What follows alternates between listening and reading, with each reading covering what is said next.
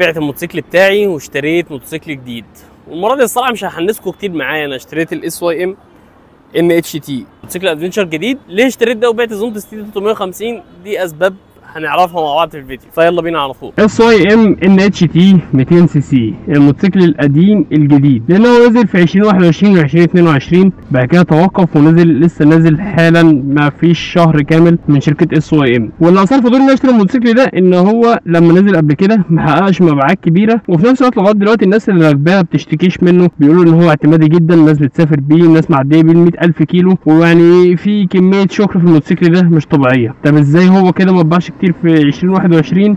يعني دي من الحاجات اللي هنتناقش فيها واحنا ماشيين بالموتوسيكل، ولكن خلينا كده نطلع بيه لان الشمس راحت، فعايزين نتحرك ونتكلم قبل ما الشمس تروح بالكامل.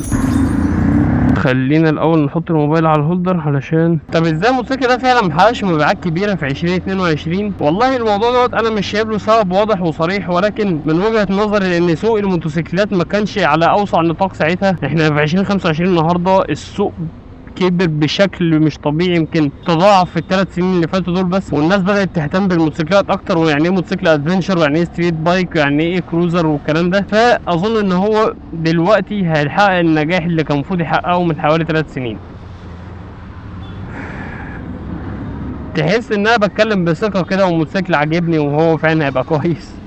انا الصراحه يعني مشيت بيه 1000 كيلو ولسه هصور عليه تيست درايف. يعني الفيديو ده انا بعرفكم ان انا اشتريت موتوسيكل جديد ونتكلم مع بعض كده شويه دردشه على خفيف، ولكن التيست درايف بتاع الموتوسيكل ده لسه هينزل كمان فتره بعد ما نجربه فتره اكتر ونصور عليه براحتنا، ناخد عليه كده براحتنا في التحليل. ولكن يعني مبدئيا من اكتر الحاجات المميزه هنا ان هو الموتوسيكل ليه طابع خاص، بالذات في الجنط الامامي، ان هو جنط 19، وده بيحسسك ان انت راكب حاجه مختلفه شويه. الهندله بتاعت الموتوسيكل هنا مختلفه شويه في طريقه التحكم. هي مش بتبقى اسلس حاجه زي باقي الموتوسيكلات اللي الجنط بتاعها 17، ولكن زي ما قلت لك هو بيبقى ليه طابع خاص، وان ده بايك ادفنشر لو دخلت بيه في مناطق بقى مكسره وكده. الفرده الكبيره دي او الجنطه الكبير ده بياخد معاك المطبات بسلاسه كده وبيريحك وانت ماشي. طيب تعال ناخد خطوتين لورا كده. انا ليه بعت الزونتس؟ بكل بساطه مفيش حاجه، يعني الزونتس ما بعتوش عشان هو فيه عيوب، لان ناس كتير جدا بتفتكر ان انا بشتري الحاجه يبقى الحاجه دي هي احسن حاجه في الدنيا، او ببيع الحاجه يبقى الحاجه دي اوحش حاجه في الدنيا. انا بكل بساطه بجرب، يعني انا قاعد بجرب موتوسيكلات.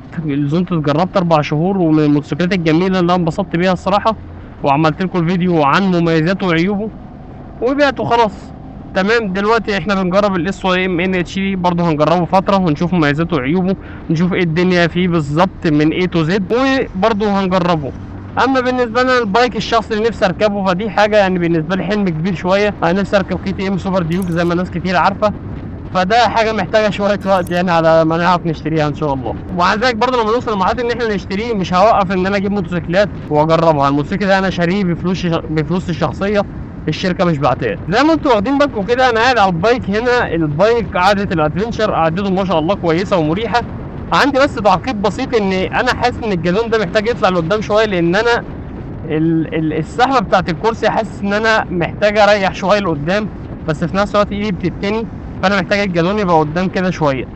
فده تعديل بسيط ممكن ابقى اعمله، يعني انا افك التقلتين دول واطلعه لقدام شويه. طبعا الموتوسيكل ده نازل بموتور 200 سي سي، نفس موتور الاس واي ام ان اتش اكس اخوه الصغير بالظبط، ولكن الفرق هنا ان هو نازل بطقم جر مختلف شويه. المفروض ان الموتوسيكل بيديك توب سبيد اعلى وعزم اقل من الان اتش اكس، ولكن الكلام ده مع التجربه يعني مش حقيقي يعني، ودي الحاجات اللي هنعرفها مع بعض بتجربه القياده. الموضوع ما دخلش دماغي قوي. انا كنت شايف ان ده يبقى نفس التولز بتاعت الان اتش اكس عادي جدا من غير اي داعي. هو حقيقي الموتوسيكل هنا جاب معايا سرعه 150 كم في الساعه، ودي حاجه حصلت بالفعل، ولكن يعني انا جبتها مره بالعافيه في طريق منزل. ولما كنا راجعين من سفريه في العين السخنه، سافرت بالموتوسيكل ده العين السخنه انا والشباب عندي في المعرض، كنا راجعين مع بعض وكان في ان اتش اكس ماشي معايا طول الطريق. هو فارق عني يعني، مع ان هو طريق سفر والطريق مفتوح وكل حاجه، بس هو اللي فارق عني وانا اللي مش عارف اجيبه. الميزه الوحيده هنا في حته ان الترس صغير، ان هو هيريح معاك الار بي ام بزياده، فبالتالي طبعا هيديك عمر افتراضي اطول من ال اتش اكس، ان انت ماشي طول الوقت يعتبر مش محمل على الموتور، تدي الخامس تدي السادس الموتور ماشي معاك مرتاح على الار بي ام 6 7 بالكتير، تلاقي الموتوسيكل ماشي معاك مثلا سرعه 120 كم في الساعه. فدي ميزه طبعا ما نقدرش ان احنا ما نتكلمش عنها. عايز اقول لكم ان انا بصور النهارده يوم 1 اغسطس شهر 8، واخر الشهر ده عيد ميلادي على فكره يعني. والجو مش طبيعي، الجو جميل جدا بعد موجة الحر اللي حصلت. الواحد مش مصدق ان الهواء بقى ساقع كده، ويعني احنا مش في شهر 8، ده شهر 10. الحمد لله مش عايزين ننظر بس عشان ما نلاقيش ايه عاصفه ترابيه داخله علينا. طيب من اقوى مميزات الموتوسيكل هنا ان برضو الموتور بتاعه ناعم زي اخوه الصغير ال NHX. يمكن تحس ان الموضوع هنا انعم شويه، معرفش ليه، بس انا حاسس ان الموتوسيكل هنا ناعم بزياده. انت قاعد مش حاسس بقى باي رعش ولا اي اهتزازات ولا اي حاجه، وفي نفس الوقت كده عالي عن الارض، مع ان انت رجلك يعني انا بلمس الارض عادي وانا سايق الموتوسيكل، ممكن المس الارض عادي، ولكن الجنط اللي قدام رافع الموتوسيكل اللي فوق كده، فمديك احساس ان انت كده ايه مسيطر على الطريق شويه، ومديك احساس حلو. برضه الموتوسيكل ده فيه ميزه من الميزات مخليه ان شاء الله على توقعي ان هو هينجح الفتره اللي جايه، ان الفئه السعريه بتاعته مفيش بايك بالمواصفات بتاعته، اللي هو بايك ادفنشر، تبريد ميه، حقن وقود انجكشن، في فرامل CBS. وعايز اقول لك ان فرامل CBS هنا جميله. تعالوا كده انا عايز اوريك حاجه بعيدا عن قوه الفرامل، التوازن بتاع الموتوسيكل والفرامل. بص انا هسيب ايدي دلوقتي وهقعد العب بالموتوسيكل عادي، انا كده عمال افرمل، فاهم؟ فده حاجه كويسه في الفرامل، وفي نفس الوقت حاجه كويسه في الموتوسيكل ما بيلعبش طبعا. انا الصراحه برضو كنت هلبس في حد من فتره كده ودوست فرامل جامد قوي، وانا اللي سرحت ساعتها يعني، اللي قدامي ما كانش غلطان. ودوست فرامل بقى حاجه عندي، والموتوسيكل واقف ما شاء الله بكل سلاسه يعني. لو تلاحظ طبعا لو انت ما تعرفش نظام CBS، فانت الفرامل اللي عندك بتشتغل قدام وورا مع بعض، بتتوزع تلقائي مجرد ما تدوس على الدواسه الخلفيه. فهتلاقي الموتوسيكل بيضرب يعني، بينزل لتحت من قدام كده، وانا بدوس فرامل لورا. بص ركز معايا كده، ده عشان الفرامل اللي قدام بتشتغل معايا، فالموتوسيكل بيكبس معاك. ولكن عشان هو نظام امان فالموتوسيكل ما بيلعبش يعني، الفرده اللي قدام ما بتلعبش منك، وكمان ده انا سايب ايدي، فبالك بقى لو انت ماسك ايدك وانت ماسك الجدون ودوست فرامل بقوه، فالموضوع ما شاء الله بيبقى فيه نسبه امان عاليه. طيب انا برضو دلوقتي داخل على البنزين، لان خلاص محتاجين نحط بنزين، وعايز اكلمكم عن موضوع البنزين ده. الموتوسيكل هنا يعني ما شاء الله موفر في استهلاك البنزين، وبرضه حته الترس الصغير والار من المرتاح ده موفر في استهلاك البنزين، عشان ممكن نكون منصفين. فانا ما لحقتش احسب الاستهلاك بالظبط، ولكن انا كنت حطيت من الزيرو، يعني انا واخد الموتوسيكل ده من الزيرو، حطيت فيه تفويله كامله 11 لتر، ودي من عيوب الموتوسيكل بالمناسبه، انا مش مقتنع بحوار 11 لتر ده. والموتوسيكل مشي معايا لغايه 280 كيلو، وساعتها كان لسه فاضل شرطتين كاملين، الشرطتين دول ممكن يمشوك اصلا بتاع حوالي 100 كيلو كمان. وانا ساعتها برضو ايه دخلت حطيت بنزين، يعني سقطت الحوار، دخلت فولت من جديد. خلينا نخش كده نحط بنزين. الموتوسيكل ده علشان انجكشن طبعا بياخد بنزين 95.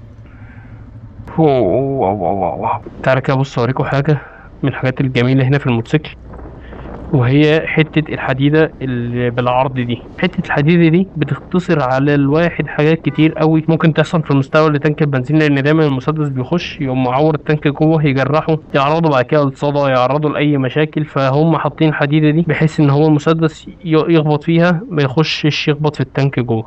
الراجل بتاع البنزين باين عليه تعرف يسحب فلوس من الفيزا.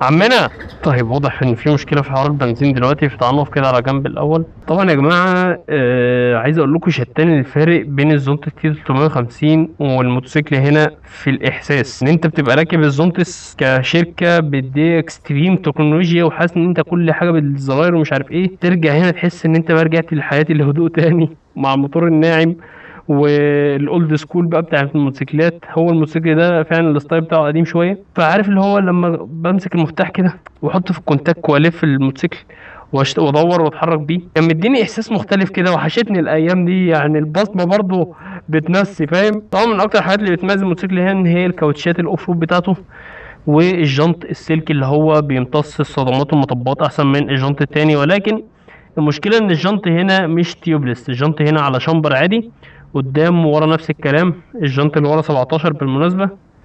عايز اقول لكم الحليه بتاعت الشكمان دي وقعت مني وانا ماشي، كانت المسامير فكت وقعت، نبقى نجيب لها واحده ان شاء الله. الموتوسيكل لسه عايز اعمل فيه تعديلات، مش عارف اركب له كراش بار ولا هيضايقني في حته التوزيع الوزن والكلام ده، ولا اركب له سلاترات ورايح دماغي، عايز اركب له فوجات، عايز اعمل له شويه تظبيطات كده بحيث ان احنا نطلع بيه سفريه حلوه ونجربه ونشوف الدنيا فيه عامله ازاي. هي بالنسبه كده كده هو الموتوسيكل نازل باضاءات ليد كويسه وقويه على فكره، يعني تعال نبص عليها كده.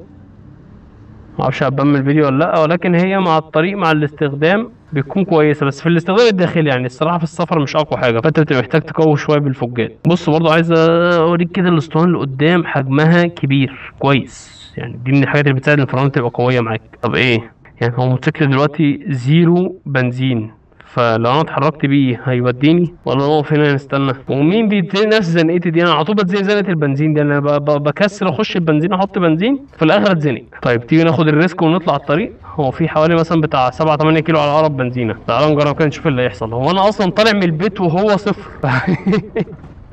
ربنا يستر. يعني من الحاجات اللي عايز اتكلم عليها في الموتوسيكل هنا ان هو الاكسلريشن بتاعه كويس، يعني هو اقل شويه من الان اتش اكس، ولكن ستيل الموتوسيكل ما شاء الله قوي. هو اصلا الان اتش اكس الناس ما بتبقاش متوقعه مدى قوته، مدى السحبه بتاعته قد ايه هي قويه. وزي ما صورنا في الفيديو اللي فات الان اتش اكس اصلا بيجري مع التي دي 250 في السرعه اللي هي السحبه لغايه سرعه 100 120، فالان اتش اكس هو اللي اداؤه فوق الطبيعي. ده هنا انا شايف ان اداؤه كويس في السحبه بتاعته، ويعني حاسس ان هو يعني انا عملت داون جريد، انا كنت راكب 350 سي سي نزلت ال 183 سي سي، فطبيعي ان انا اتقفل مثلا او اتضايق.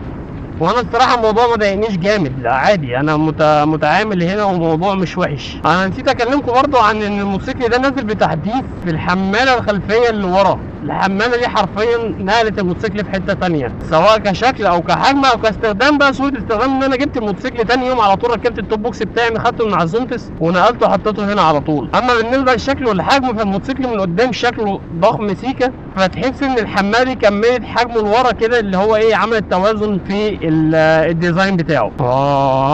احنا يعتبر شبه وصلنا، قربنا خلاص البنزينه، فالموتوسيكل شكله هيعملها انا قلت راحه والله. عايز اقول لك ان انت مع اول تجربه للموتوسيكل ده في السواقه هتحس باحساس غريب جدا. احساس الشنطه 19 ده مش هتعرف تستوعبه بسهوله، وده هيأثر عليك في ان انت مثلا تاخد ملفات بسرعه، تتحرك ما بين عربيات والكلام ده. ولكن يعني انا بالنسبه لي لما خدت على الموضوع، انا كان ندي شمال بس عشان المنزل، لما خدت على الموضوع خلاص بقى عادي، بقى تاخد مناورات وبعيش حياتي واخد ملفات وكل حاجه. اكيد طبعا الملفات مش بتبقى نفس قوه الستريت بايك، ولكن عادي، لا عادي، يعني الموضوع مش مضايقني.